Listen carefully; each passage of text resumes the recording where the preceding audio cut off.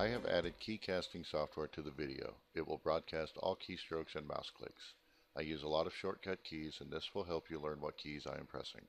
For now, it will appear in the bottom left corner of the screen. Being able to create objects and navigate 3D space is essential in Macs. Objects in Macs are created from the Create tab in the Command panel. The Create tab is divided into different categories, starting with Geometry. These are three-dimensional shapes. Shapes. These are two-dimensional objects. Think of these as lines. Lights. A variety of lights to illuminate the scene. Cameras with which to view the scene. Helpers. Tools to make things easier in Macs. Space warps and systems, which we will discuss in future videos. For this lesson, we will be focusing on geometry and shapes in the Create tab, as well as the Modify tab. Beginning at the Create tab, select Geometry and Standard Primitives. These are basic three-dimensional objects such as boxes, spheres, or cylinders. There is even a teapot primitive. There are various ways to create primitives and other objects. Here are two different ways. Click in the perspective viewport to make it active. Click the type of object to create. Click the keyboard entry rollout.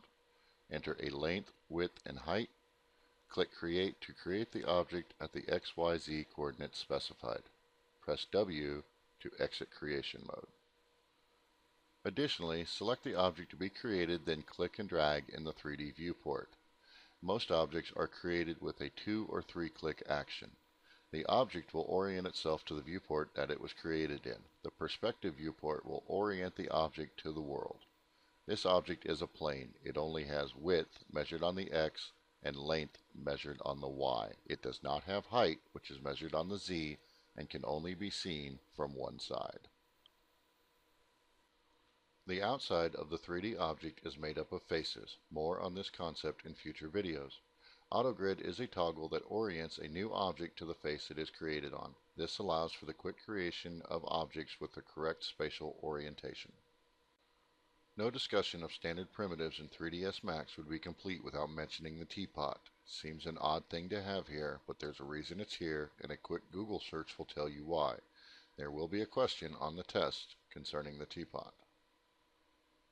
There are many other types of objects that can be created. Click on the drop-down that reads Standard Primitives to reveal more object types. Extended Primitives has more complex basic shapes like torus knots. AEC Extended has prefabbed walls, trees, and more.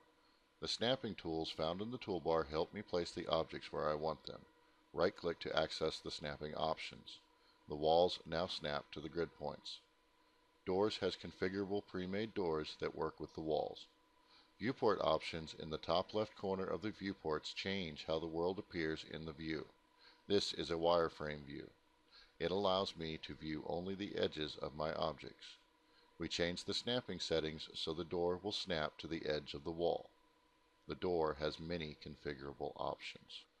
In the Create tab, next to Geometry is Shapes. Shapes are created with splines. 3D text is created with shapes. A spline will not show in the final render by default. To create text, click the Text button, then click in the Perspective viewport. Next, click the Modify tab to access the parameters of the text object. The parameters available will change depending on what is selected. In the text box, type your name. Directly above this box are basic text editing options such as resizing the text or choosing the font. Click the Rendering rollout and tick both Enable in Viewport and Enable in Renderer. Now the text will appear in the viewport and render.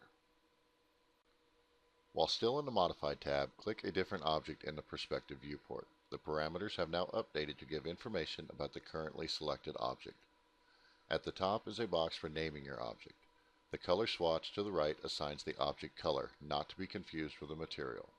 The modifier list we are going to skip for right now.